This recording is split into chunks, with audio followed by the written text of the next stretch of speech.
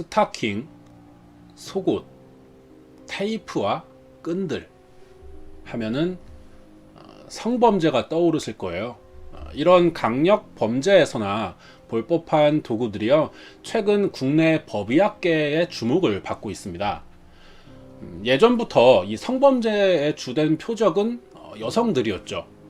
물론 여성이 남성을 강간하는 이런 상황도 존재는 하지만 대부분의 경우라면은 이런 물리적인 제압이 쉬울 수가 있다라는 생각에서 여성이 피해자가 되는 경우가 많습니다. 그동안 이 미스테리 범죄 사건을 통해서 알아본 성범죄자들의 범행 수법과 특징 등을 여러 번에 걸쳐서 알아봤었는데요. 그 중에 가장 많았던 케이스가 이 목을 조르는 교살에 의한 살해 방식이었습니다. 자, 그런데 몇 년 전부터요, 국내에 새로운 형태의 사망 사건들이 벌어지기 시작했습니다. 이것들은 한눈에 봐도 범죄 지식 없이도 성범죄 현장인 것을 알 수 있는 사건들인데요. 피해자들의 대부분이 특이하게도 남성이라는 거죠. 그것도 여성 성범죄의 경우와 매우 유사하게 목이 졸려서 사망하는 사건입니다. 이러한 형태의 사망 사건은요, 전 세계적으로 나타나고 있는 추세이고, 현재는 점점 더 그 횟수가 해가 지날수록 늘어나고 있습니다.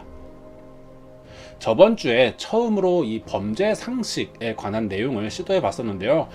다행히도 반응이 좋았습니다. 계속해달라, 좋은 내용이었다 라는 요청이 있어서 한 번 더 준비해 봤습니다. 이번 시간에는 목에 졸려 죽는 남성들에 관한 이야기를 해보도록 하겠습니다. 실제 있었던 사례들을 먼저 알아보도록 하겠습니다. 첫 번째 사례는 2004년 서울에서 있었던 일이에요. 한 주택에서 40대의 남성이 사망했다라는 신고를 받고 현장에 출동한 경찰은요, 아주 기이한 장면을 보게 됩니다. 남성은 40대의 김씨라고 하는데요, 사망 장소가 자신의 침대 위였는데 입안에 그 여성용 스카프가 잔뜩 들어있는 것이었어요. 꽤 많은 양이었고, 목에는 쇠사슬도 감겨 있었고요. 목에 자국을 보니 여러 번에 걸쳐서 졸라진 듯하게 많은 자국들이 선명하게 남아 있었다는 거였죠. 그 외에는 무릎과 두 발도 모두 스카프로 묶여 있었습니다. 누군가에 의해서 신체가 결박당했고 결국 목이 졸려서 사망했다라는 이야기죠. 하지만 이 사건은 당시에 그 현장 조사가 굉장히 어려웠다고 하는데요. 집안에서는 외부로부터 누군가가 들어온 듯한 이런 흔적이 전혀 존재하지가 않았기 때문에 김 씨의 가족들은 타살을 의심할 수밖에 없었습니다. 이대로는 사건을 해결할 수가 없어서요, 시신을 결국 국립과학수사연구원으로 보냈어요. 부검을 실시해 봤죠. 김 씨의 장기에서는요, 피가 흐르지 못하고 뭉쳐있는 울혈이 보였습니다. 그리고 안구와 눈꺼풀 사이, 그리고 결막과 폐에서는 뇌출혈에 의해서 생기는 일혈점 증상이 나타났어요. 이 모든 증상들이 정황이 질식사에서나 볼 수 있는 소견이었죠. 하지만 국가수에서는요, 이 김 씨의 죽음을 타살이 아닌, 자살도 아닌 사고사로 결론을 짓게 됩니다. 그 이유는 이 사망한 김 씨가 여자 옷을 입고 있다는 것이 결정적인 이유였어요. 두 번째 사례는 2009년 태국 방콕에서 일어났던 일입니다. 이번 사건은 유명한 미국의 영화배우의 사망 사건인데요. 영화 킬빌에서 악역으로 출연한 적이 있었던 데이비드 캐러딘이 태국 호텔에서 숨진 채 발견이 됩니다. 호텔 청소부가 발견을 했었는데요. 발견 당시가 이 사진 그대로예요. 옷이 벗겨진 채 옷장에 밧줄에 목이 메어진 상태였습니다. 하지만 미국 언론에서는요, 이 사건을 두고 일제히 자살을 했다라는 보도를 내게 됐어요. 태국 경찰은 스스로 목을 맨 거는 맞지만 자살은 아니다라고 하는 이상한 수사 결과를 발표합니다.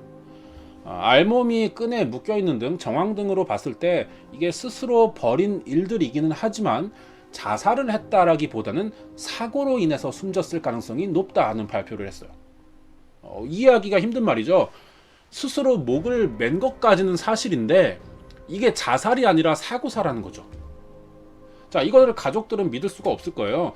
타살 의혹을 제기하면서 FBI에 재조사를 의뢰한 적이 있습니다. 자, 그래서 2차 부검을 해봤더니 이 미국의 법의학자의 말이 시신에는 타살 흔적이나 발버둥 친 흔적도 없다 라고 하면서 태국 경찰 조사와 같은 결론을 내립니다. 이게 어떻게 된 일일까요? 이들의 죽음은 명백히 자살이라고 말할 수는 있지만 이 직전의 상황들이 가늠하기가 힘들 정도의 희한한 행동을 보인 뒤 목을 스스로 맸다라는 겁니다. 오늘의 주제는 스스로 목을 매기는 했지만 자살은 아닌 사고사에 의한 죽음입니다. 법의학에서는요, 이 두 사람의 죽음을 자기색정사로 학계에서는 오토 에로틱 데스라고 부릅니다. 이게 조금 민망할 수도 있는 말인데요. 성적 쾌감을 느끼기 위해서 스스로 끈이나 비닐봉지, 조금 더 심한 경우에는 스스로 전기장치 등을 만들어서요, 이것을 가지고 뭔가를 하려다가 사고로 죽은 것을 말합니다. 가장 흔한 방법이 아까의 김씨처럼 스스로 목을 조여서 순간적인 질식을 유발하는 건데요. 굉장히 위험한 행동이죠. 스스로 목을 졸랐다가 의식이 희미해질 쯤 조였던 줄을 풀어야만 하는데 이게 타이밍을 조금이라도 놓치면 그대로 사망하게 된다는 거죠. 방법도 굉장히 여러 가지예요. 머리에 비닐봉지나 방독면을 쓰는 경우가 많고요. 테이프로 자기 입과 코를 틀어막기도 하고 이 머리 전체를 밀폐된 작은 공간 안에 집어넣는 일도 있습니다. 이 모든 것들이 가벼운 질식을 유발하기 위한 방법인 거죠. 우리의 몸은 경동맥과 추골동맥을 통해서 뇌에 산소가 공급이 되는데요. 이 목이 졸리게 되면은 이 부분이 압박이 되겠죠. 그래서 혈류가 막히게 되고 그럴 때 나타나는 증상이 약간의 두통과 함께 현기증을 유발하면서 약에 취한 듯한 어떤 들뜬 느낌이 나타난다고 하는데 상당히 위험한 일이에요. 이때 10초 이상 뇌 산소 공급이 멈추게 된다면은 바로 그 순간 뇌 조직이 괴사하기 시작합니다. 그래서 이런 과정을 통해서 나타나는 신체 변화에서 성적 만족을 느끼려는 시도를 한다는 거죠. 이게 굉장히 위험한 행위라고 볼 수가 있습니다. 우리 2000년대 초반쯤에 중반에 학생들 사이에서 서로 목을 조르거나 심장을 벽에다가 사람을 두고 심장을 눌러서 압박해서 잠시 의식을 잃게 하는 이 기절놀이가 유행한 적이 있습니다. 이것과 같은 원리라고 볼 수가 있겠죠.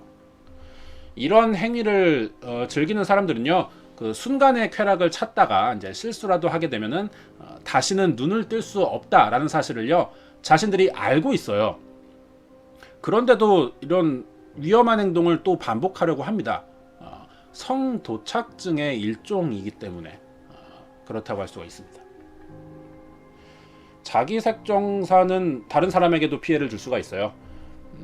특히나 이제 경찰의 입장에서 보자면은 자살이나 타살로 둔갑되는 경우들이 그런데 만약에 이게 타살로 분류가 된다면은 존재하지도 않는 범인을 잡기 위해서 경찰 수사 인력이 불필요하게 낭비되는 현상이 발생할 수 있죠. 반대로 자살이 된다면은 가족들은 사고사로 인정을 받지 못해서 보험금을 받을 수 없는 지경에 처하기도 합니다. 이 두 사진은 자기색정사에 의해서 이제 사망을 했고 이제 현장 발견 당시 사진을 촬영한 겁니다.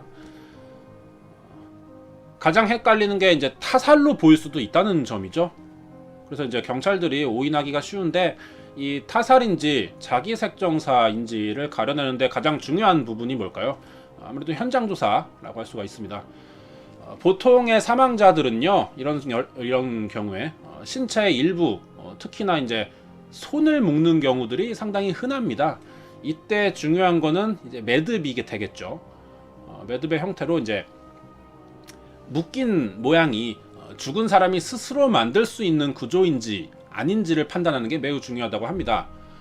이게 혼자서 주로 벌어지는 일이지만 아주 드물게 경우에 따라서는 타인에 의해서 벌어졌을 수도 있습니다.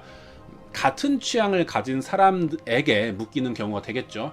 이런 경우의 매듭은 종류에 따라서 이제 복잡해 보이는 매듭이라도 혼자 묶을 수 있는 형태가 있고요. 굉장히 단순하지만 혼자서는 가능하지 못한 이런 모양들이 있기 때문에 이 매듭에 대한 지식이 좀 있어야겠죠. 이런 세심한 분석이 필요할 것 같습니다. 자기색정사의 문제점 중에 하나가요. 특성상 현장 대부분이 외부와 격리된 장소라는 거예요. 주로 이제 자기 방이나 다락 아니면 지하실 등에서 발견이 된다는 겁니다. 왜냐하면 남에게 좀 보여주고 싶지 않기 때문에 이게 비밀스럽게 이루어지고요. 그래서 이제 문을 잠그죠, 주로. 외부랑 차단된 곳에서 일어나기 때문에 사망을 하게 된다면 만약에 시신 발견이 상당히 늦어질 수도 있습니다. 경우에 따라서는 이미 부패가 진행됐을 수도 있겠죠. 그렇게 되면은 타살인지 자기색정사인지 구분하기가 좀 힘들어질 수도 있습니다. 보통 이제 시신이 이제 성기를 드러내거나 아니면 옷을 일부 벗은 채로 발견되기도 합니다. 남성은 이제 이렇게 아래 사진처럼 여성의 옷차림을 한 경우도 많아요. 이거는 복장 도착증을 이제 동반하는 경우가 되겠죠. 시신 주변에는 또 이제 물건들이 많이 떨어져 있기도 해요. 뭐 쾌락을 극대화하기 위해서 성인 잡지나 뭐 동영상을 틀어놓고 있기도 하고요. 뭐 앞에 거울이 있는 경우도 상당히 많습니다. 이런 식으로 사망하는 사람들은 주로 남성이고요. 대개 10대부터 30대 남자들로 이제 이루어져 있는데 아주 드물게도 여자들도 존재는 하고 있습니다. 이게 제가 범죄 사건에 대해서 이야기를 하고 있지만 범죄 상식이지만 자기색정사는 엄밀히 따져서 이게 범죄에 해당은 되지 않습니다. 하지만 현장의 특성상 이게 범죄 사건을 염두에 두고 수사를 해야 되는 경찰의 입장에서는 결과적으로 수사 낭비가 될 수밖에 없고, 특히 사망자가 여성일 경우 현장만 보면은 굉장히 타살과 유사한 정황들로 나타나기 때문에 초동 수사에 굉장히 많은 혼란이 오기도 합니다.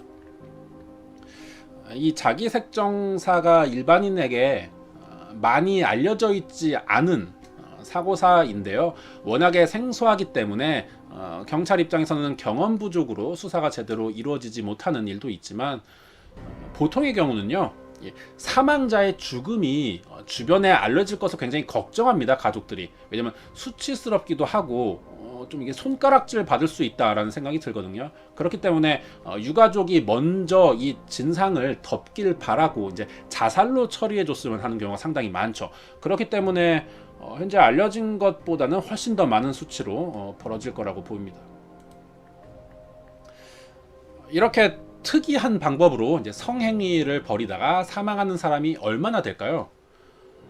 미국에서는요, 한 해 500명에서 1000명 사이의 사람들이 자기색정사로 사망을 한다라는 보고가 있습니다. 하루에 한 1.4명 이상의 꼴로 나타나겠죠. 우리나라에서는 한 해 약 5명 미만으로 추산을 하고 있어요. 아직 정확한 통계는 없지만 사건 특성상 현재 밝혀진 것보다 훨씬 더 많은 숫자가 보일 것으로 생각이 듭니다. 그렇다면은 그럼 목숨을 걸고 시도하는 이런 자기색정이 끊이지가 않는 이유가 무엇일까요? 이것을 알아야겠죠. 아마도 이제 우리나라의 어떤 그 유교적인 문화에서 오는 개방적인 성문화가 자리 잡기가 좀 어렵기 때문에 우리나라의 경우는 성이 좀 억눌려 있는 편입니다. 이게 창피한 부분이고 남들 앞에서 꺼내지 말아야 하는 이야기가 되고 그렇게 여겨지고 있기 때문에 사실 뭐 누구나 다 할 수 있고 경험할 수 있는 거지만 이 보통의 성관계를 말하는 거예요. 이런 것들이 이제 조용히 해야 되는, 말하지 말아야 하는 부분으로 여겨지기 때문에 이걸 오히려 극한의 방법으로 해소하려는, 억눌렸던 게 오히려 올라와 버리는 거죠. 이러한 시도가 일어나면서 자기색정사가 나타나고 있다라고 보여집니다.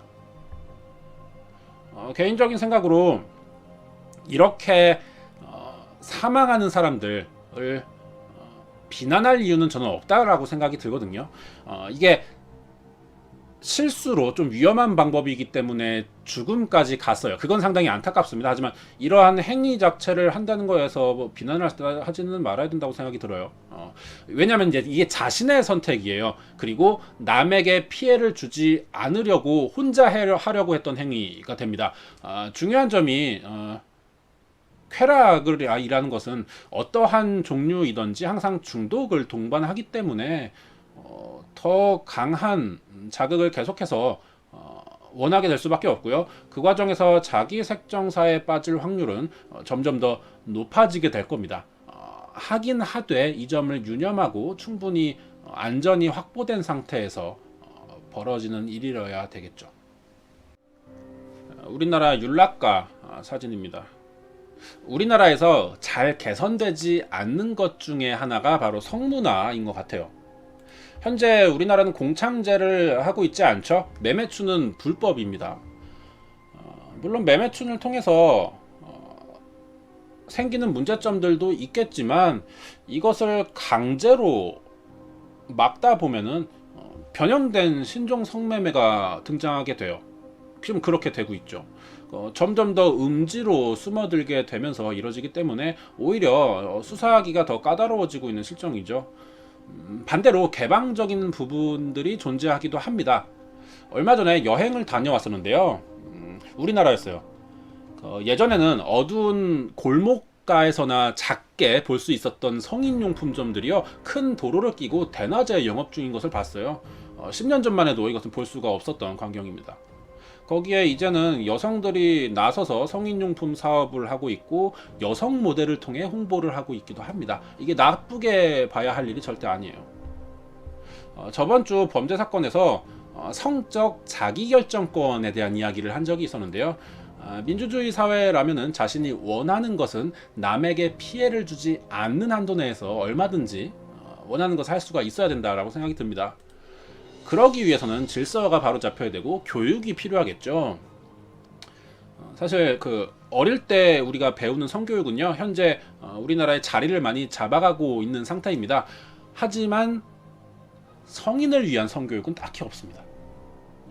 이게 아이에게는 아이만의 성이 있고 청소년에게는 청소년만의 성, 그리고 이제 성인에게는 성인만의 성이 따로 있어요. 이게 구별될 수가 있어야 되는데 현재 우리가 알고 있는 성지식 교육 내용은 어릴 때 받았던 그게 전부라는 거죠.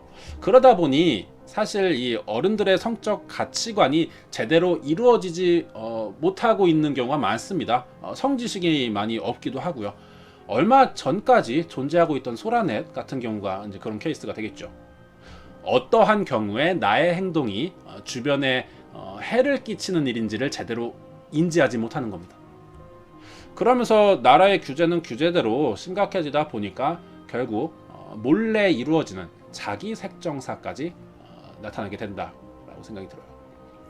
자기 색정사라는 것은 예전부터는 있어 왔습니다. 하지만 이제 막 수면 위로 드러나기 시작했어요. 어떤 식으로든지 관리나 대책이 필요하다고 생각됩니다.